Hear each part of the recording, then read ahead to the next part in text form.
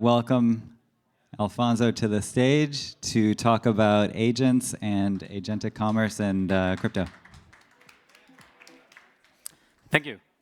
Hi, everyone. Thank you for making it today. I want to apologize. One thing, you'll see the slides are not high production quality. I had asked my AI agent to make them. It ran out of tokens, and I had to finish them in the car. So this is why the font and all that stuff. Cool. So here we're going to talk about AI agents. I'm Alfonso from Crossmint. You may have seen my co-founder, Rodri, earlier. And in particular, we're going to talk about LobsterCash, which is a wallet for agents. I'm going to explain first why does a wallet for agents even need to exist, and then a little bit of how it's built, so you guys can get a high level, and then you can go check it out on the website. OK, first, we're at this moment where it seems like a big opportunity is emerging. People have been looking for the next app store-like opportunity where hundreds of thousands of people can build from home small businesses for 15 years, and nothing has been it. However, from what we are seeing, we strongly believe that it is happening, that apps built for agents are starting to look a lot like the best, next app store opportunity. There are thousands of people experimenting these days, making apps that maybe look like the original iPhone fart app in level of quality, or the one that look like police signs. But they're starting to make these kind of unique applications that are built for a new audience, which is AI agents that have different requirements and needs as others. There's a lot of people creating videos already. You can see all the views that they have of making money with OpenClaw, building skills and building apps specifically developed for agents. This is just an example. There's millions and millions of total views. Lots of people on nights and weekends starting to build applications for this new ecosystem. And there's actually real money to be made.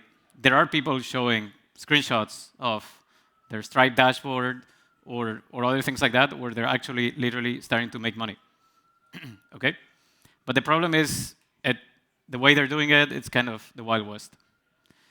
In the first 2 weeks since OpenClaw started becoming popular, there were $5 million lost in compromised crypto private keys. There were around 7% of the skills that use credit cards in the OpenClaw directory leaked credit card details. There's examples of agents that go take the user's credit card and buy influencer courses for $10,000 and things like that shouldn't be.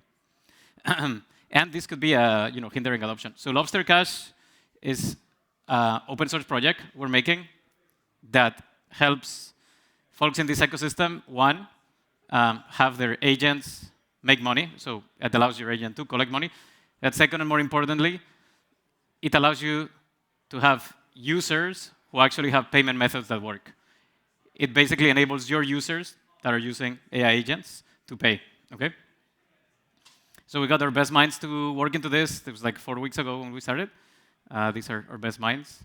Hopefully they're familiar to some of the audience. And 844 commits later, I'm going to show you a little bit of what LobsterCash is. It's a wallet for your agent. Okay? Here you can see it's a wallet address in Solana. But it's not a crypto wallet. It's also not a credit card wallet. It's actually both in one. With LobsterCash, an AI agent that wants to pay for things can both use securely its owner's credit card. It actually uses scope cards, a bit like Ramp or Brex, using Visa Intelligent Commerce. And it can also use cryptocurrency. So it can request a top-up from your card on file. Hey, I need $100 to buy something on Solana. It can do both from the same stack. And the key thing of how this is built is we're spending a lot of time to make sure this is truly user-friendly, and it's really hard for someone using LobsterCash to lose money. Okay? I'm going to show you a little bit, this is the onboarding flow. If you've used agents before, if you have an OpenClaw, it's typically wrangling a lot of things together. We designed the flow so it's friendly for someone like, I don't know, my mother. You sign up with Google on a website. You ask your agent to get a wallet, and the first thing it says is go to this website and sign up. You log in with Google. Then you authorize your agent. And then when the agent wants to pay for something, It doesn't ask you for your credit card details. It sends you a link to the website. In this website, you save a card on file, the same way that you save it with ChatGPT or Claude to pay for the subscription. And your agent can request you a scope card.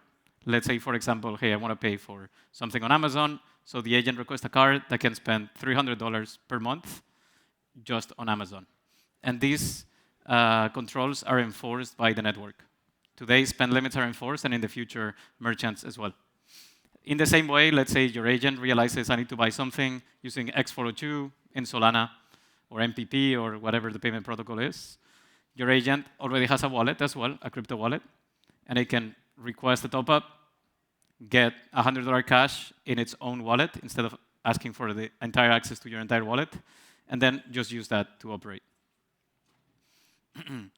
And then it can go and pay with it. This is an example, for example, of my OpenClaw on Telegram buying stocks that happen to be tokenized in Solana using this solution. What you didn't see here is before I asked to do a top-up on those things, and the agent's wallet doesn't have access to like all the money I have in Solana, just like the $50 or whatever that I funded it with. And this wallet can pay on all the different protocols that you may have seen online, X402, the new MPP by Stripe. It can use Visa Intelligent Commerce and other card protocols that are coming online for agents very soon. And then in terms of security, for those of you who are a bit deep into agentic wallets or in general the security problems around this, this solution is trying to be built following the best practices on the entire industry. On one hand, the agent can never see your raw credit card details. It can only see its own scope cards. On another hand, the agent can never see your private key. It can only have a delegated key that can operate within the boundaries you've constrained. Everything locally is stored in the device, physical, secure enclave. So the keys are now stored on local disk. They can never be extracted, not even by someone that has physical access to your computer or administrator rights. And then in the future, we're also adding spend policies for things like X402 and MPP. How it works under the hood, again, for those of you maybe who are more technically curious, there's two components. There's the website interface. All of this is open source, or will be probably, especially if someone is watching this video at home when you watch it. There's two components. There's a web app that has a PCI-compliant vault for credit cards. It has a non-custodial wallet that the human can control, and it has a UI for the human to tell what's going on. And then there's the agent component. This is a plugin. It's a set of CLIs, a CLI and a set of skills that has P256 keys stored in secure enclave, virtual credit card vault, a CLI, and then skills for all the different payment methods, all built into the same open source tool. It's totally free to use. Crossmint is making it for free, open source, to try to raise the bar and have, I think, less issues in this new agentic economy and app store that's emerging.